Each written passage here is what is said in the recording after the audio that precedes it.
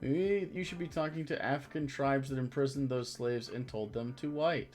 Oh, we got one of those guys.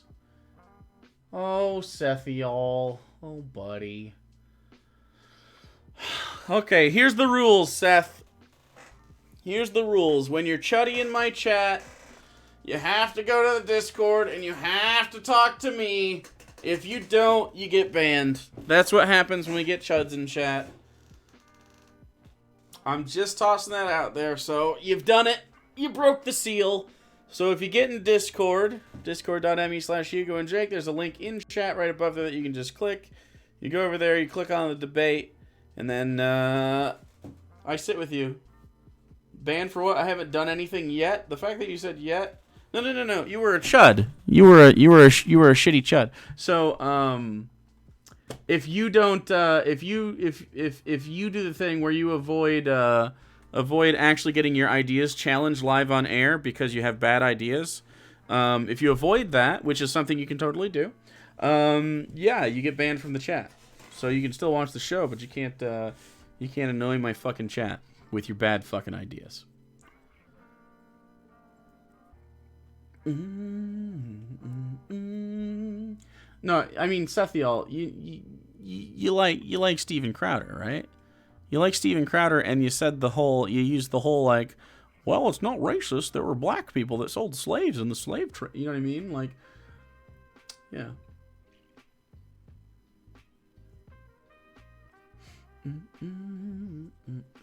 Noob here. What's a chud? Liquid fracture. I'm glad you asked. I'm glad you asked. Do we have that command? I don't know if we do. No, we don't.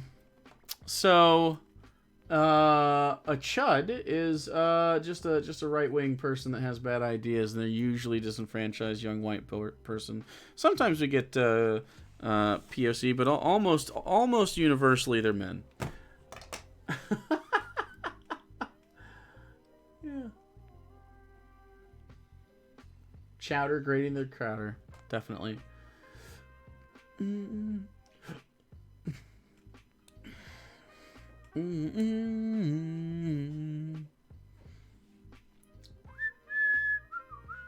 Hey, just so you know,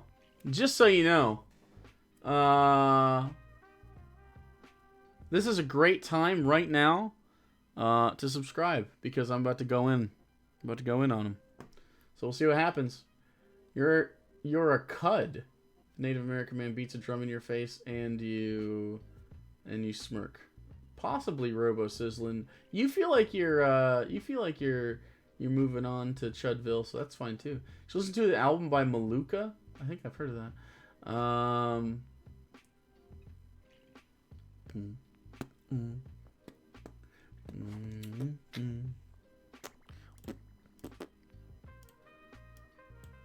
Hello. Hello. So, why are you having bad opinions? They're not bad opinions. Opinions aren't by definition bad. They're my opinion. Oh, they're definitely bad. That's your opinion. Right. Do you think that's a bad opinion of mine? I think it is a bad opinion. So there's no bad opinions unless it's someone that has an opinion you disagree with? No. So we can get over the fact that, yes, there are in fact bad opinions and we both agree now. Because it literally took me 5 seconds to get you to contradict yourself already. You're not prepared for this. This is, oh no. Okay, Yeah, I'm glad you're not back out. I'm glad you're not tired though. No, this is great. No, you're absolutely right. You do get credit for that. Absolutely. But I mean, like, not looking great. Thank you, Court. I only give strawman arguments. Uh-oh. We'll see what happens. Okay, so you like Steven Crowder? Can we get off the subject of whether or not I like Steven Crowder and get to Sure, what do you want to talk about? A little bit of substance. Well, let's talk about the whole it was okay for members of your chat to say, well, what's going on in South Africa is okay because, they were benefiting from What's white going on in apartheid. South Africa? The video you were just watching about the program. So put in context, B doesn't sound that terrible because 80% of the population is black, and they're trying to make sure black unemployment, which is the largest part of it, gets a little bit of an incentive here and a little bit of a economic bump. That doesn't sound terrible. Can you admit this much? Anytime that you... No, I disagree. Anytime that you base anything on race, it's bad. Anytime that you're right, that's not true. Yeah. I don't think that's true. No, I really don't think that's true. It's been proven anytime you base anything on race or bad. sex or any of the protected, it's bad. Anytime. Really? Are you done? Well, because you're wrong, right? So no. So okay, so the civil rights movement that focused mainly on black people, was that bad? It is proving to be bad. Civil rights is proving to be a bad thing? No. Is that? Oh my God! Thank you. Please rephrase that. Okay? All right. So women's suffrage was bad? Women's suffrage was a good thing. Okay, but it only focused on women's rights. No. Yes. The civil rights movement was good in the fact that it gave minorities the opportunities, the equal opportunities that everybody should have regardless of their protected right. Right, but it focused specifically on their race. It did, because it was giving them, and it was a good thing. And it was a good thing. Yeah. Okay, so you were wrong when you said anything that focuses solely on race is bad. I agree. Yeah, because it wasn't based on race. It was based on giving everybody, not a particular race, everybody. It's literally civil rights movement for black people. Sorry. So I'm just telling you that not every time something is based solely on race, does that make it a bad thing? You're wrong. When you start saying that we are going to hire somebody or give them preferential hiring based on their race, that is wrong. Okay. That is racism. I would tend to agree with you for the most part. No, always. Anytime you base hiring or you base credit or you base that kind of grouping, that kind of decision making based on race, sex, religion, preference. So in South Africa, white people are a minority, right? And so if that particular minority group had a really hard time, even though they're white, if they had a really hard time specifically with certain aspects of economics or whatever, it would make sense to target that ethnic group in a way to increase productivity and well-being from that ethnic group. We do this kind of stuff constantly throughout history. Like, this is not new. The way she was wording it is poor. The way this is worded right here is fine. Just because we've always done it doesn't make it right. Otherwise, but that's not the argument I was making. I'm just saying, I'm not saying it's right. No, I didn't say it was right because we've always done it. I said it's right in its own merit, and we've always done it. Totally different. I mean, sometimes you just need to focus on certain demographics to get results, right? To what end? To what end? In this scenario, it seems to be an economic stimulus for the black community in South Africa. But it's okay, and here's where I run into problems. On the face value, yeah, that seems like a good idea. Sure. But it never comes out that way, and that's always it never comes out that way? No, I'm trying to stay away from always and never, because anytime you say always and never, and that's why I had to back out on what I said initially. Anytime you say always and never, you're gonna run into problems. You shouldn't use always and never. Should you never use always and never? See, that's what I'm talking about. There you go. So okay, so let me get back onto what because I'm really ADHD and I will end up down a rabbit trail in a sure. Good call, baby bird. So on its face value, B probably sounds like a good idea, except for you're running into problems right now in South Africa, roll. Congrats. Where farmers and are red blue talk literally killed and dragged off of their land. Oh no. Government sponsored and being replaced. Because the government that's in place in South Africa is being overrun by racism. And I'm not saying that apartheid was a good thing. Apartheid was a bad thing. Anytime you are trying to push down one group because you're the group in power that's wrong. You should try and do what you can to make everybody successful, regardless of their background. You can't make everybody successful? No, can't. But you can do what you can Right. to try and assist them in being successful.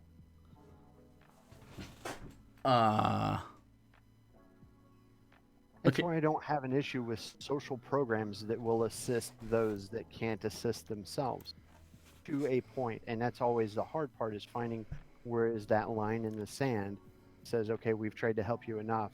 You're not helping yourself. So we have to stop. But it should never be based on race or gender or religion or ethnic background or any of those protected statuses. It should be no matter who comes through the door. Okay, but if you have a portion of society, doesn't matter. It kind of does, especially if they come from a historical background in the country of origin that has given them disadvantages, and there's a systemic issue, right? Were they a part of that? Were they a part of what? Apartheid? Yeah. How far down the time frame do we go? And we go, okay, no, we're cutting it off right here. If you were of this age, then we no longer, because you weren't a part of this. But if you're of this age, we're not going to help you. Apartheid ended when I was 6. Apartheid ended when I was in my early 20s. What's the point? Doesn't matter. So yes, they were part of it. I don't know, like what else do you want? What I'm trying to say is, okay, so let's take this is United like States. Okay. Okay. I'm going to use this as an example. Right now, there's a lot of people trying to push for reparations for things that happened 100 years ago. Okay, so you're against reparations. Yeah, I'm against reparations. Okay. I had nothing to do with that. Of course not. My Me either. family had nothing to do with that. Sure. But I'm not going to pay for something that was done by. Okay, so when we talk about reparations, what do you think is early 20th century? Sure. What do you think is the goal with reparations? What do you think? Like, do you think they're going to try to cut people checks? What do you think? That's my understanding of it. That's your understanding of it. So you think that when people speak of reparations, they think we're going to tax people and then we're going to give black people like a check, like a physical. That's the only thing I've heard. Okay. Yep. All right. So that's not the conversation people are having about reparations. That's the conversations I've heard. That's the conversations conservatives have, or radical centrists have, about reparations. I could understand why you and your friends might have this perception, because no one on the left is really talking about this except like super far left, like black liberation leaders. Like they're like. So the idea was, instead of promising 40 acres and a mule, right, which was part of it. So the idea is to extrapolate what 40 acres and a mule would mean to free men in nowadays dollars. Not necessarily give them money, because that's not what people are talking about. So extrapolate that out. Some people are thinking it's between 300 million.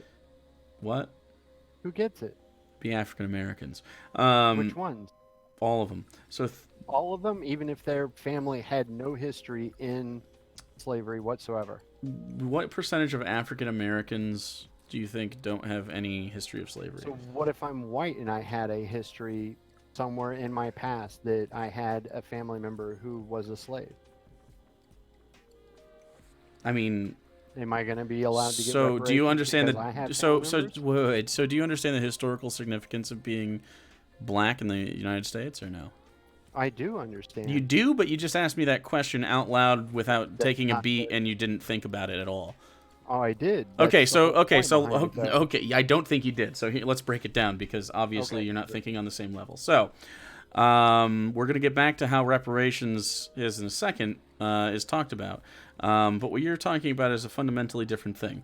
Someone experiencing slavery is one thing, and it's horrible, no matter who it is, like Jews, absolutely, like modern day prisoners in the private prison system, or like a Jewish person during the Holocaust in the work camps, slaves. So, being whatever color and being a slave would have probably very similar abuses and whatever, but living in a country that until 1969 didn't give you full rights as a black person, it wouldn't really matter if you had white ancestors that were slaves, would it? Because you still have access to bank loans, housing, the ability to marry whoever. Like you have all of these things still. Just because you don't have familial wealth doesn't necessarily mean that you don't have all the rights everybody else has. They literally didn't have the rights that everybody else has. So I mean, maybe you're just not well versed enough in the history of this country or anything, because it certainly doesn't sound like it when you totally strip. You think just the fact that they were enslaved is the part that is bad. It's because when we set them free, we didn't actually give them freedom. We gave them more segregation.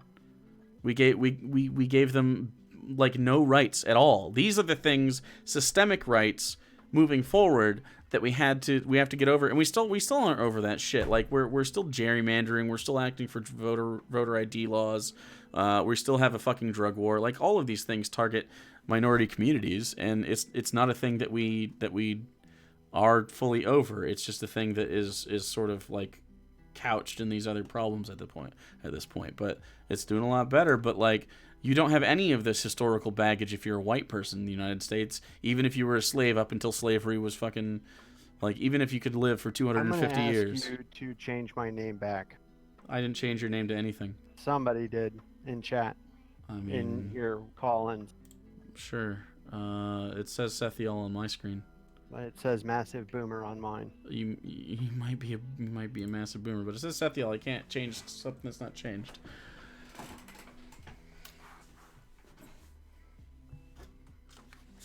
And I'm not a boomer. I'm a Gen X. Okay.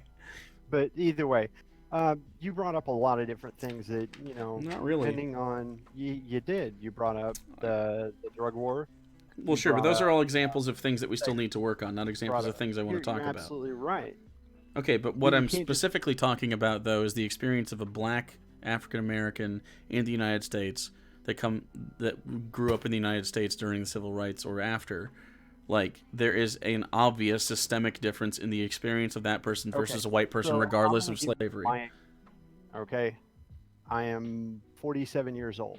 I have lived on the West Coast. I've lived on the East Coast. I've lived in the Midwest. I've lived down south. I've lived up in Chicago. I have been to 5 different countries. Anecdote, Andy. Lived in multiple. Say again. Anecdote, Andy. Go for it. Okay, I'm just trying to give you a little bit of my background. Sure. You understand where I'm coming from. Alrighty. Okay. Yeah.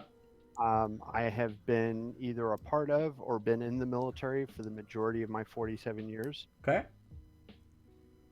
And I will tell you this much. From every person that I've served with, whether they be black, white, Hispanic, Asian, Polynesian, European descent, wherever they were from. Okay.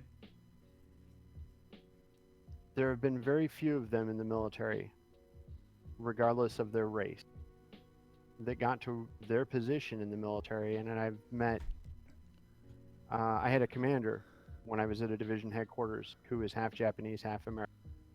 And his would have been directly impacted by World War II because he was half Japanese. Okay. One of my best first sergeants, which is the senior enlisted person of a unit, was a guy that when I was downrange, him and I damn near went to blows because of our differing opinion. He ended up becoming my first sergeant when we came back from downrange. I thought I was going to have problems with him because of our history downrange. One of the best first sergeants I've ever had was a black man. Okay. Okay. The purpose of this is that if you were born, I would have to say after the 50s, and you're struggling, it's probably because you didn't really try and find a way out. So if you're born after the 50s, yeah, and you're black, I assume is what you mean here. I don't care what your color is. If you're black and you're struggling. Sure, but we're going to specifically talk about black people because that's the conversation, right? Great. So if you're born after So the if you- 50s in the United States, as a black person, you didn't try hard enough to succeed. When, if you got born in 1950, the year you got the full amount of rights that you were deserved as a U.S. citizen, you were 19 years old. That's your argument. Yeah, absolutely. Wow, that is really dumb. It's not dumb. How is it not There are dumb? too They many- didn't have the same rights as us. They did not have the same rights. They had fewer rights. They could go to college. They couldn't go to college. They had no familial wealth due to the fact that they had no rights. They had officers in the armed forces during World War II. So do you think the military is a jobs program? It can be. Do you think that every person that is disadvantaged should go to the military? If you have no other choice and you want to find a way out of your bad situation. So do you think that the only choice is to get trained how to fucking kill people? Because most of these people don't come from educated backgrounds. They're not going to be fucking engineers. They're not going to be drone pilots. I can't believe you're this way. You know what I do for the military? I don't care what you do for the carry a military. fucking firearm.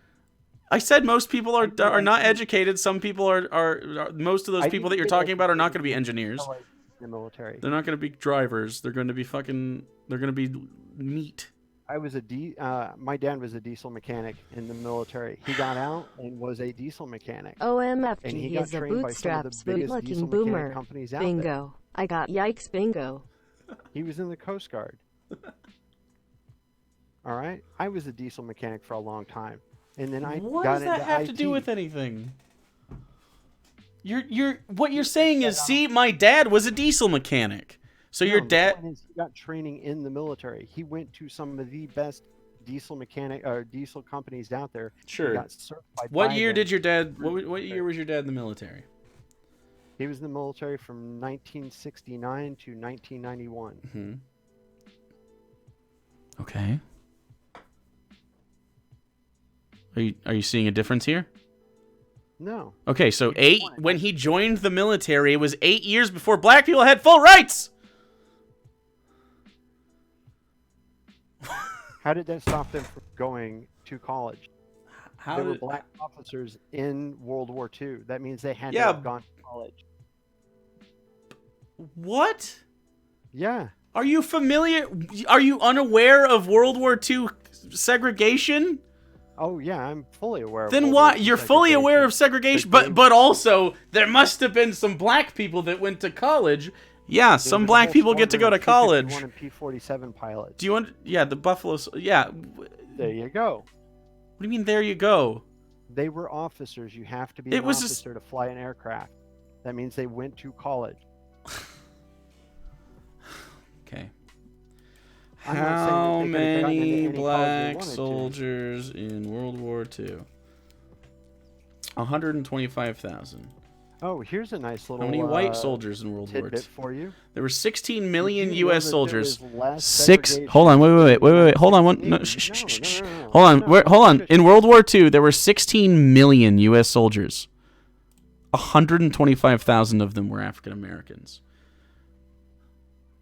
So do you understand the discrepancy here? Not only were they in their own units and segregated until the 60s,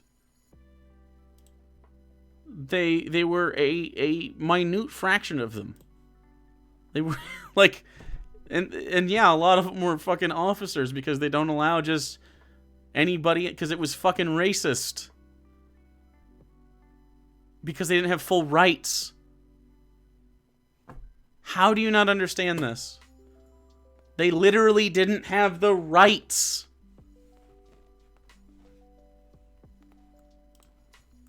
He quit.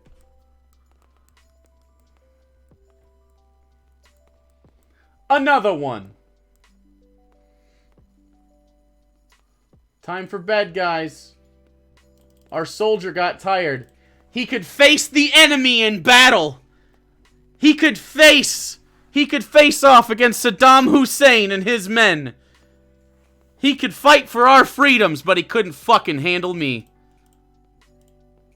Fucking salute. Salute our troops, chat. Okay? He's an old fella.